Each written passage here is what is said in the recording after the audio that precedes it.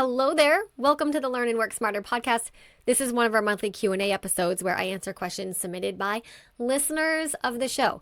And if you're thinking, wait, I have questions to ask and how do I do that? The process is super simple. Head to learnandworksmarter.com and right there on the homepage, if you scroll down just a teeny tiny bit, is a simple form to submit your questions. I'll also leave that link in the show notes if that is easier for you. If you are watching on YouTube, all the links I mentioned today will be in the description box. And when you're there, make sure you're subscribed to the show. Leave a comment if you're so inclined. Nothing makes me happier. All right, today we're answering 3 questions. Normally, I try to get to 2.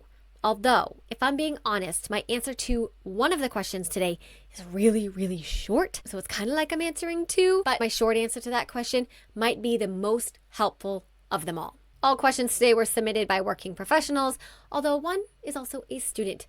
As I always say for these monthly Q&A episodes, even if these questions aren't your own, sometimes when we hear other people's questions, we realize that we were actually wondering the same thing ourselves. So I encourage each and every one of you to listen all the way through. And if you hear something today that you think might resonate with somebody you know, please share the episode with them. All right, we are ready to begin. Hello, you are listening to the Learn and Work Smarter podcast, the podcast for students and professionals who want to learn and work smarter. I'm your host, executive function coach, and founder of schoolhabits.com, Katie Azevedo. As a reminder, everything I mention in today's episode will be linked in the show notes, including a link to the transcript, which you can also find at learnandworksmarter.com/podcast. Okay, I'm going to jump right in with our first question. I am going to read it. They write, "Hi, Katie. Thanks for answering our questions. I've been enjoying your show. Here is my question. My job requires me to be on the phone for several hours a day. Some of these phone calls are internal and I can process them fine, but some are complicated and contain a lot of information. For context, I'm not exactly in sales, but my department is sales adjacent. What's the best way to take notes during these phone calls so I don't miss what the prospect is saying when I'm writing things down? Thank you." So what's the best way to take notes during phone calls? That is a really good question.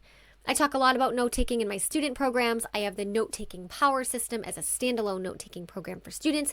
I have School Habits University that has an entire note-taking module. But in those programs, I'm mostly talking about taking notes during lecture classes, taking notes from videos and from slides, things like that. So this is actually a really good question that I don't think I've covered much. So there are 2 sides to this answer. One is going to be about tools and one is going to be about strategy. I am more about strategy than about tools, but sometimes in a case like this, I think the right tool could be helpful if you're going to go in that direction. Now, you did say phone calls and not video meetings like Teams or Zoom, so that gets a little trickier because I know that for Zoom, you could use something like Fathom, which is an automatic note taker. There's pros and cons to that. I think honestly, I've used Fathom before and it just generates so much information that is unnecessary. I'm going to talk about that in a sec. But phone calls are a little bit harder because there's definitely legal boundaries to stay in when it comes to recording phone calls. So I am not at all advising you to record anything without anybody's permission. I've heard of lawsuits around this actually, even in like smaller workplace settings. So first things first, if you're going to record, you do need to get somebody's permission. And then the ways that you would do that could be maybe putting your phone on speakerphone and having a recording app on your computer that catches what it hears from your phone. I did a little research before answering this question and I found that there's a bunch of programs or like apps out there that claim to be able to record your phone calls, but all of the reviews are awful. And then of course, ethically questionable. That is why I'm not going to recommend a tool for doing this at all. But I'm just starting with this tool part of my answer in case that's the direction you were thinking of going. If you were thinking of recording these calls so that you could fully actively listen to the person speaking without worrying about writing things down or missing things, that tends to be the biggest gripe with note-taking. Even if you're a student, it's like, oh, they're talking and I'm trying to write at the same time. It's really hard. And then if you did this, if you did record, you would essentially have a transcription of the phone call that you could do something with after. But hear me loud and clear, a transcription of a phone call, just like I am always saying, a transcription of a class or, a transcription of a video is only like 5% of the value. The 95% of the value comes from doing something with that information. And that's where strategy comes in. Now, If we're not going to use a tool and you're looking for strategies on how to listen and take notes by hand or type them, then there's definitely a few approaches and there's some tips that I can share with you. First and foremost, preparation is key. I say the same thing when I'm teaching students how to take notes in their lecture classes, set it up beforehand. Chances are that when you're about to get on the phone with someone, unless they're calling you out of the blue, right? You know who they are and you know what the objective is and you generally know the agenda of the phone call. So in that case, you can set some things up beforehand at the very least, like the date, the person, and the objective. Now, if there is a certain type of phone call that you're having all the time, I know you said you weren't in sales. I think you said you were sales adjacent. I liked that. But maybe there's a kind of flow to your conversation. Maybe there's a sequence of things that you're always saying. Maybe there's a series of questions you're always asking on these phone calls. Well, then you could have those questions already written down in some kind of note-taking template. And then essentially all you're doing is adding some bullet points as they answer those questions. That's one less thing for you to write down. Now, another strategy is to use abbreviations, symbols like arrows and equal signs, and fragments instead of complete sentences. The goal is to capture the gist of what's being said. The goal is not to collect a transcript of every word. Now, a good way to make sure that you're doing this is to use bullet points. That kind of trains your mind to think in fragments instead of complete sentences, which is something that you want to do when you're crunched for time, like on a fast-moving phone call. In the note-taking power system, I teach students how to take notes during a lecture class, which is listening to the teacher or the professor talk and capturing the gist, kind of like we're doing here. But in those contexts where it's like an organized lecture and the material is being presented in a certain organized way, it can make sense, it does make sense, to use a certain note-taking setup, which I teach in the program. I teach 3 note-taking methods in that program, but for phone calls, which we're talking about here, it's more of a back and forth conversation. It's not sequential and organized like a lecture class, so I don't actually recommend following any particular note-taking method like Cornell or anything like that. I just say use bullet points on the phone call. And don't worry about organizing it until afterward. And I'll talk about what I mean by that in a second. That's really the most important strategy. Now, I'll tell you something that I do during phone calls is anytime that I can tell that the person said something important, I put a box around it. I'm also quite the phone call doodler, so I'm always like drawing shapes and boxes anyway. But I think that starring or circling or putting a box around or maybe even underlining key parts is just helpful for me. So when I go back to those notes, again, I'm going to talk about what I mean by that in a second. There's some hierarchy in terms of importance. Because when you're taking notes, just on a phone call, there's no hierarchy. It's this back and forth conversation. Like you don't know where it's going to go. But if you add some kind of star or a box or an underline around parts you think are important, that creates your hierarchy of importance right there. Now, another tip to ensure that you're catching the most important information is to ask the person to repeat themselves. But this is not something you want to do more than once in a phone call. But if you genuinely miss something that the person said because you were trying to listen and write at the same time, you could say, hold on, I'm sorry, but I just want to make sure that I got that right. Could you please repeat that last part? Now, in a professional setting, if you do this more than once, it could come across as incompetence, or it might make the other person think that you're not listening to them, which of course we know is not the case, right? But that's the impression it would give off. And in this setting, we do have to think about optics. But my point is, if you miss something that you truly think is critical to the call, you could simply ask them to repeat it. Now, I've alluded to this already, but there is a second part to this. Capturing the notes is part 1, but then clarifying the notes is the second part. I really go into detail in the note-taking power system, and I don't mean to be plugging that so much in the answer here, but it does contain the answer to what you're looking for. It is so normal to miss things in the capture phase when we're listening on a phone call. Maybe we're sitting in a lecture class, we're sitting around a table at a meeting, and we're all just doing our best to collect the information that's coming at us. Again, using fragments and symbols and underlines and bullet points and things like that. But the real, true magic comes after the call is over, comes after the class is over, after the meeting is over. That's when you look at your notes and you say, okay, like, what am I doing with this? I'm not going to go too deep into the clarify phase here because, again, that is all in the note-taking power system. But one key point is I want you to look at the notes you took during the call and extract task items from them. So if there's anything that came up during the call that you need to do, maybe follow up with something, email them a form, send them something, you got to pull that from your notes and put it into your task management system. I strongly, strongly discourage leaving tasks in your notes. They belong in your task management system. And then any information that's not task-based, then maybe you missed was incomplete. Now would be your time to fill in those blanks while the material is fresh in your head. You really want to return to those notes pretty much as soon as you hang up the call, because that's when you're going to be more likely to fill in the information that you missed. All right, I hope that answer was helpful. I'll leave the link to the note-taking power system in the show notes in the description box. Okay, moving on to our second question. This is going to be really quick and simple, but let me read the question. Hi, Katie. I've been listening to your show and I've taken away some helpful lessons for myself in my work. I've gone back to work after years at home and your strategies helped me with that transition, so thank you. Oh, you're welcome. My question is actually not for me, it's for my daughter. I've been trying to encourage her to listen to your episodes, but she does not listen to podcasts. It's okay, I understand. She has had a rough first year of college and we're both concerned about next year.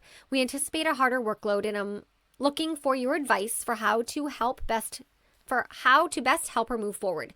Looking forward to your response. Thank you in advance. All right, the best way to help a struggling college student. Thank you for this question. I am glad that these episodes have helped you transition back to work, and I'm glad that you see the value in some of the things that we talk about here and how they can help students. I do get that not all students listen to podcasts. If it is helpful, the show is also available on YouTube in video form if that is more her jam. And also, I'm sorry your daughter had a rough first year of college and that you're both now in the position of feeling concerned for next year. That is a really common situation that many parents bring to me. They know their kids need something, but they're not exactly sure what it is. Or sometimes the parent, has a strong sense that they know what it is, but the parent themselves isn't equipped to deliver the answer. And so I just wanted to acknowledge that I know what you're feeling, and I also know the frustration that your daughter is probably feeling too. I did preface this question by saying my answer is going to be pretty brief. In reality, my answer to this question is very, very deep and has many layers to it. And it would not be brief at all if I were to answer it here on the show. It would probably take, over an hour. But here's the thing. I already answered this exact question in a free parent training I've had available now for about over a year. I honestly have links to it everywhere. It's always in my show notes. It's on my website. It's in my social media. It is one of my most significant resources for parents. It's called How to Help Your Student Handle School Like a Pro Without Study Frustration, Assignment Overwhelm, or All the Drama. Yes, I have that title memorized. I'm telling you that what I teach parents in that training will definitely shift the way that you're viewing your daughter's situation and reveal to you the real reasons she's struggling. And it's my bet it's not at all for the reasons that you think. The training is for parents, but she is welcome to watch it too. You can get that training, like I said, in the show notes and my website. But if you want to go directly to it, it's schoolhabitsuniversity.com/free training. I promise you the answers you're looking for are in that free class. And to any parents listening right now who are struggling with the same thing, your kid is missing something. Maybe it looks like they're unmotivated or they're not reaching their potential. Even though they're smart and even though they know they're smart, this free class is for you too. schoolhabitsuniversity.com/free training. You just enter your name and your email and I send it to you immediately. And that is honestly the most thorough answer that I can give you. Okay. And our third and final question is from a working professional who is also a student, or I guess you could say they're a student who is also a working professional. Tomato, tomato. Let me read the question. Hi, Katie. I have a question about accommodations in the workplace. I had an IEP in high school, and then when I went off to college, I met with my professors individually and told them about my ADHD and some other things that I deal with. And most of my professors gave me the accommodations that were helpful. I'm 2 years into my first job and was doing okay, but I just started grad school and I'm starting to feel overwhelmed again and like I need support. I do not want to ask for workplace accommodations yet, but I'm planning to talk to my professors like I did before. Do you have any advice? All right, this is a great question because it reveals that you're being proactive. You are recognizing some symptoms in yourself that you have experienced before, and you're trying to get a handle on it before it gets away from you, and I commend that. It is not uncommon at all for people with ADHD to find a groove, to build some skills, to find a rhythm, and to feel like their ADHD is pretty well managed, but then you throw something new into the mix, and it feels like someone took the rug out from underneath you. And it sounds like that might be what you're dealing with right now. You were doing okay at work, but then you started grad school, and grad school was the monkey wrench that destabilized you. This can happen with ADHD, and it can happen with people with anxiety and other mental health conditions, but I did just want to normalize that before we dive into the question. I do want to respect what you said, that you are not looking for workplace accommodations yet. I think that if you had asked me, what's the best way to ask for workplace accommodations, then my answer, or do I think that you should or shouldn't? I mean, it's not my job to say should or shouldn't, but if you would ask me that directly, my answer would be something different. But I do want to respect your approach, so I'm not going to go down that road in my answer today. However, I do want to say that accommodations for people with ADHD or mental health conditions or other disabilities are legally required in the workplace under the Americans with Disabilities Act, or ADA, and a whole bunch of other non-discrimination laws. Employers are legally required to provide what's called reasonable accommodations. On the Department of Labor website, they specify that these reasonable accommodations, that's like the actual term that they use for it, must be legally provided to qualified employees with disabilities. Qualified employees. So that would mean in most cases that you need to disclose your ADHD. Not in all cases, it really does depend. Sometimes you disclose that information to just HR and then they keep it confidential and then tell your boss or manager what the accommodations are that you require, right? Every business is different. But that's the question you have to ask yourself, are you willing to disclose? Many of the working professional clients that I have done that, and they are now thriving with the accommodations that their workplace has provided. And I also have plenty of working professionals who flat out refuse to disclose that information, and they're finding other ways of getting supports. Again, that's a choice you're gonna have to make for yourself. Now, if you came back at some point in the future and you asked me that question, I would give you that answer. But back to your actual question, do you have any advice? And I'm thinking you mean, do I have any advice about talking to your professors? Because I just said it sounds like you're not looking, for advice about disclosing the disability at work. So let's stick with the school angle.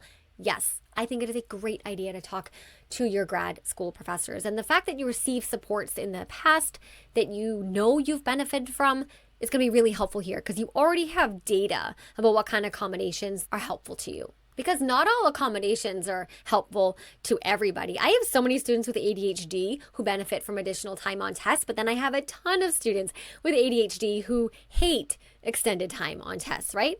So it sounds like 4 years of high school maybe and 4 years of undergrad at college have given you good, solid, clean data about what works for you and what doesn't work for you. And there's a good chance that those same exact accommodations will help you in graduate school as well. Now notice, I'm intentionally using the word accommodations and not modifications. Now if we were talking about an IEP in high school, those were modifications. An IEP is an individualized education program that requires schools or teachers to modify the curriculum so that it is accessible to you, and that is different from accommodations. Accommodations are things like preferential seating, maybe extended time, maybe having a paper version of a test instead of a digital one, right? So modifications are a genuine change to the curriculum or a genuine change to the assessment so that they become accessible to somebody. Those are different from accommodations. Also, an IEP is only for students in pre-K through high school. That's no matter what state you live in. You might be wondering, Katie, why do you know about this? I have a master's degree in special education. I taught high school special education for years and wrote IEPs for years. So this is my jam. But then when you get to college and graduate school, that's something called a 504. You might already know that because you said you went off to college and you got some accommodations. I'm not sure if you simply, spoke with your professors or if you got a legitimate 504, but you can be protected by Section 504, which is essentially a law that says schools should provide you with, that term again, reasonable accommodations.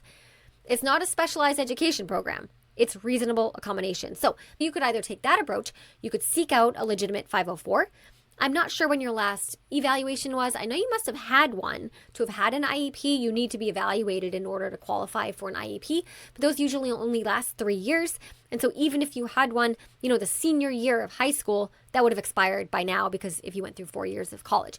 So if you've had a more recent neuropsych eval and you've had previous copies of your IEP, or maybe you have a 504, if you did have one in undergrad, those would be documents that I would bring with you to your graduate school student services department. You could just start with a phone call or an email asking them what kind of supports they offer students with disabilities, and then ask them what their requirements are.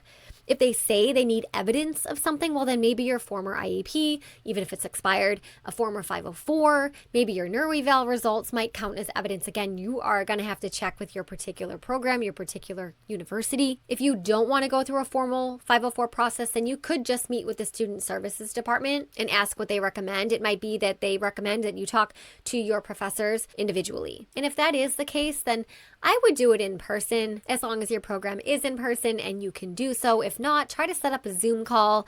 I wouldn't do this via email unless you have to. Obviously, you would have to use email to email documents back and forth, but for the initial meeting, try to have some sort of face-to-face interaction. So what this would look like is going to their office hours or setting up a meeting to talk about being supported in their class. You would make your case. You would say, I have a condition. You can disclose it or not. You can say you have received services in the past and those services or accommodations have enabled you to be successful, and that it would be really helpful if you could be provided with those accommodations so you could be successful in their class. And you can present to them what those accommodations are. Don't make them do the work. Say, I've received X, Y, and Z. Could I get that in your class as well? Again, how much you want to disclose is up to you. And then ultimately, it does come down to the professor's discretion, unless you have a 504, in which case that's the final word. But if you don't have a formal 504, it is up to the professor to figure out how to accommodate you. But if you're generally looking for like maybe extended time or preferential seating or maybe a note taker, maybe a paper version of the test or a digital version of the test instead of paper, things like that, most professors do want you to be successful and they're going to try to meet you where you're at. Now, I do want to return real fast to workplace accommodations. I know you didn't ask for this, but I do want to point you to a helpful resource, or in case someone else is listening to this and their interest is piqued by this conversation, there's a website called JAN, J-A-N. It's the Job Accommodation Network. It's a page off of the Department of Labor website. So I'll leave the link in the description box. It's like jan.org. I think it is, but there is a very particular page on that website. That's the link I'll leave below that I want you to read specifically because it's about accommodations for ADHD in the workplace. That is a very thorough and helpful resource to anyone listening who is considering this or maybe is recognizing themselves in this question and wondering if there is some kind of support they could get at work. And the answer to that is yes, there is. And I'll leave that link in the description box. All right, my friends, that wraps up today's episode. Whether you are trying to capture critical information on a phone call, maybe support a college student who's struggling, or navigate accommodations in a new chapter of life, the common thread today is this. Awareness of what you need is the first step, and then you have to take action on it. The tools, the strategies, the resources exist, and it's your job to use them. Don't forget to leave your comments below if you're watching this on YouTube. Follow the show. If you're listening in an app, come find me on Instagram at School Habits. Keep showing up, keep doing the hard work, keep asking the hard questions, and never stop learning.